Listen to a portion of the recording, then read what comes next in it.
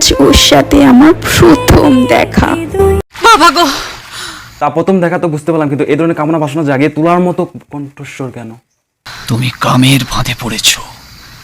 Hello guys, welcome back my channel. তো আজকে আমরা নিয়ে এসেছি গটি বেঁকিয়ে দেওয়ার মতো প্রেম কাহিনী। आइए देखते हैं बैठन मजा आएगा। একাকার আমি তুই, আয়না চোখ ফিরিয়ে। কিন্তু গাইস ট্রেনটা ভীষণ বড়, समझ रहे हो?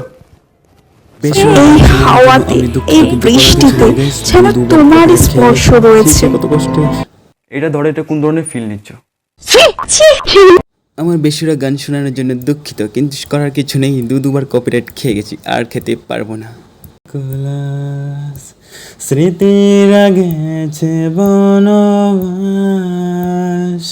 কথারা হয়েছে নিঝুম, এ বুকে এত প্রেম আছে, ভালোবাসারই মরশুম। পুরো ট্রেন খালি, কিন্তু দিদি বসবে না। স্ট্রাগলের গল্প শোনাতে কত কষ্ট করে আসছে। উফ, কখন আসবে তুমি? যা বলো গাইস, আওয়াজটা কিন্তু দিদি ভীষণ সেক্সি। प्यारी समझ गई। ভালোবাসারই মরশুম।